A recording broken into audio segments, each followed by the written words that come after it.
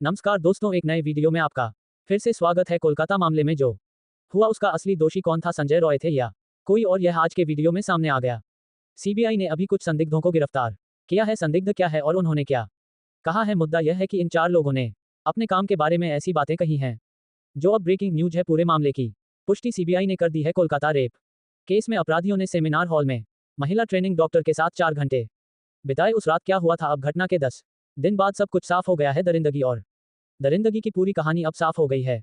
असली दोषी कौन है, क्या है पूरा सच? पूरा सीसीटीवी वीडियो जारी किया गया है। कैसे महिला के कपड़े फाड़े गए, उसे कुचला गया, फिर उसके गुप्तांगों पर गहरा घाव किया गया और ब्लेड के टुकड़े डाले गए। ये सब अब सीबीआई के संज्ञान में आ रहा है। महिला डॉक्टर को चीखने से रोकने के लिए उन चारों ने क्या किया? उसने ऐसा क्या किया कि वह चिल्ला भी नहीं सकती थी, बोल भी नहीं सकती थी, जिसकी आवाज किसी के कानों तक नहीं पहुंच सकती थी। उसकी आंख, मुंह और गुप्तांगों से खून क्यों बह रहा था? घटना में क्या हुआ? अत्याचारी संजय के ऐसे खुलासे के कारण क्या हुआ? रॉय वो दोषी नहीं है? सुनकर हैरान रह गई सीबीआई और सुप्रीम कोर्ट। आज मैं आपको विस्तार से बताऊंगा कि इस अस्पताल में समय समय पर कितनी महिला प्रशिक्षुओं के साथ क्या हुआ, ट्रेनी डॉक्टर, और इसमें कितने लोग शामिल थे। इसमें 4 लोग शामिल थे या 5 लोग या उससे ज्यादा। महिला ट्रेनी डॉक्टर के साथ 40 मिनट तक जो कुछ हुआ वह बहुत दर्दनाक था।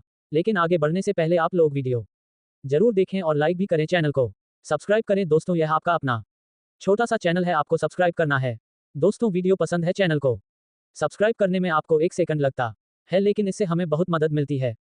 सबसे पहले मैं आपको बता दूं कि वहशी संजय नशे में धुत होकर एक वहशी महिला डॉक्टर को क्यों घूर रहा था। घटना से 1 दिन पहले वह रेड लाइट एरिया में क्यों गया था? कोलकाता में खराब फिल्में देखने के बाद जो हुआ उसने सुप्रीम कोर्ट से लेकर सीबीआई तक सबको चौंका दिया। हम इसके बारे में बाद में बात करेंगे, लेकिन पहले असली शैतान ने सेमिनार हॉल में इस महिला के साथ क्या किया? संजय ने सेमिनार हॉल में चुपचाप सो रही महिला डॉक्टर पर हमला कर दिया। वह अत्यधिक नशे में था और महिला के साथ जबरदस्ती करने लगा। उसने हाल ही में बहुत सारी खराब फिल्में देखी थी जिससे उसकी वासना अपनी सीमा पार कर गई थी। लेकिन जैसे ही महिला डॉक्टर की आंख खुली तो उसने खुद को बचाने की पूरी कोशिश की, लेकिन माना जा रहा है कि वह उस समय सेमिनार में मौजूद थी। हॉल में महिला की सुरक्षा के लिए कोई और नहीं था, लेकिन खुद को बचाने के लिए महिला चिल्लाने लगी और मदद के लिए पुकारने लगी। महिला की ऊंची आवाज सुनकर संजय और भी गुस्से में आ गए। संजय उसकी चीख रोकने के लिए उसकी नाक, मुंह और गला दबाता रहा। गला घोटने से थायराइड कार्टिलेज टूट गया था, लेकिन महिला ने फिर भी हार नहीं मानी। वह पूरी ताकत से चिल्लाई, लेकिन इसके बाद संजय ने उसके सिर पर वार कर दिया। उसे दीवार के खिलाफ धकेल दिया गया ताकि वह चिल्ला ना सके, और फिर जानवर ने महिला को हिंसक रूप से पीटना शुरू कर दिया, जिससे उसके पेट, होंठ, उंगलियों और बाएं पैर पर गंभीर चोटें आई। एक सुनसान सेमिनार में संजय एक अभिशप्त महिला के साथ खून के प्यासे जानवर जैसा व्यवहार कर रहा था। वह बार बार उस पर हमला कर रहा था। महिला खुद को बचाने की पूरी कोशिश कर रही थी।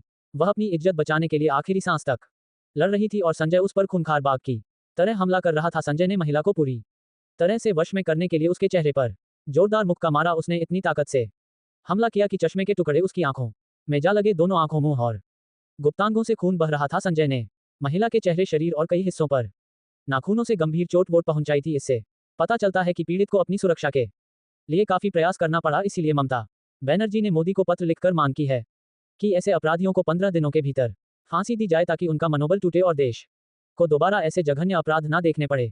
लेकिन दुर्भाग्य से इस सेमिनार हॉल में कोई सीसीटीवी कैमरा नहीं था जो पूरी घटना को कैमरे में कैद कर सके या मौके पर पहुंचकर सबूत जुटाने में सीबीआई की मदद कर सके। लेकिन फिर भी सब कुछ साफ होता जा रहा है। ये प्रशिक्षण एक महिला डॉक्टर के साथ क्रूरता के मामले में पकड़े गए शहरी पुलिस स्वयंसेवकों के लिए है। सीबीआई ने उनकी मेडिकल जांच कराई, जिसमें पता चला कि संजय रॉय अंदर से बेहद खतरनाक और यौन रूप से विकृत व्यक्ति थे। हालांकि वह सामान्य दिखते थे। इस मामले में ममता बनर्जी और उनकी टीम की लापरवाही भी सामने आ रही है कि घटना के तुरंत बाद वहां पुनर्निर्माण कार्य क्यों कराया गया। ये कई संदेह पैदा करता है। महिला को काबू में करने के लिए संजय ने उसे बुरी तरह पीटा। वह पहले भी कई महिलाओं के साथ मारपीट कर चुका है। आखिरकार ममता बनर्जी की पुलिस ऐसे अपराधियों को नहीं रोक सकती? लोगों के दिलों में डर पैदा करने के लिए कोई कठोर कार्रवाई क्यों नहीं की जा रही है? उसने महिला को गंभीर रूप से प्रताड़ित किया और उसके साथ बलात्कार किया, और ये बलात्कार कोई साधारण बलात्कार की घटना नहीं थी, बल्कि तीव्र हिंसा के कारण प्रशिक्षु चिकित्सक के निजी अंगों पर गहरी चोटें आई। इसका मतलब यह है कि रैप करते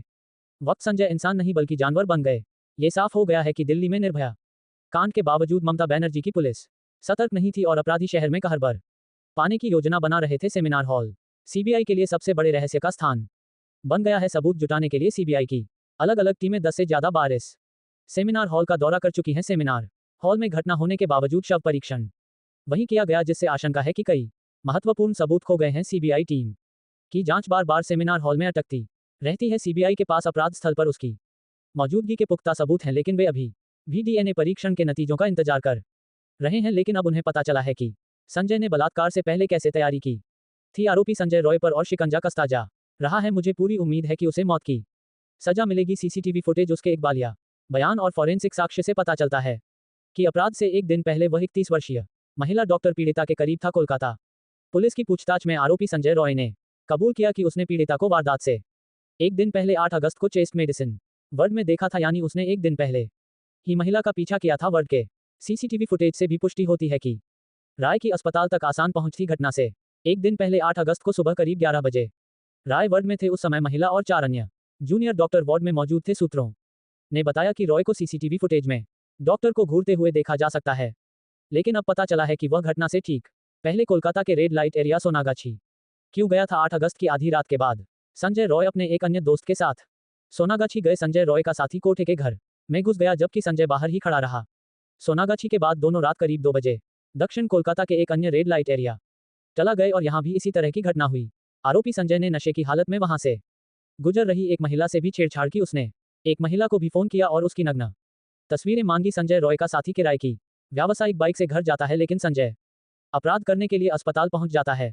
दोपहर करीब 3:30 बजे संजय को आरजी किरण अस्पताल की ट्रॉमा यूनिट में टहलते हुए देखा गया। संजय नशे में ऑपरेशन थिएटर में घुस गया। हम 4:30 बजे अस्पताल के आपातकालीन वार्ड में पहुंचे और फिर सीधे तीसरी मंजिल पर सेमिनार हॉल में चले गए। पुलिस पूछताछ में संजय ने कबूल किया कि उसने ट्रेनी डॉक्टर को तब देखा जब वह गहरी नींद में थी, यानी रात करीब 11 बजे शराब पीने के दौरान उसने पोर्न फिल्म देखी। पुलिस सूत्रों ने यह भी कहा कि राय उस रात कई बार अस्पताल परिसर में दाखिल हुए थे। 8 और 9 अगस्त के दौरान संजय रॉय को अलग अलग जगहों से 4 बार अस्पताल में भर्ती कराया गया था। इनमें से 3 बार वह अस्पताल में गया और घूमकर बाहर आ गया, लेकिन जब वह चौथी और आखिरी बार अस्पताल से बाहर आया तो उसने ट्रेनी डॉक्टर के साथ रेप कर उसकी हत्या कर दी थी।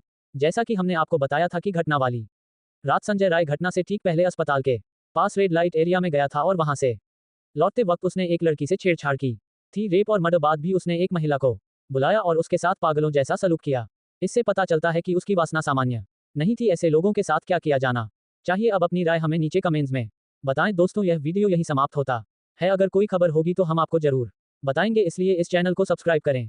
जल्द ही अगले वीडियो में मिलते हैं, तब तक के लिए जय हिंद, जय भारत, वंदे मातरम।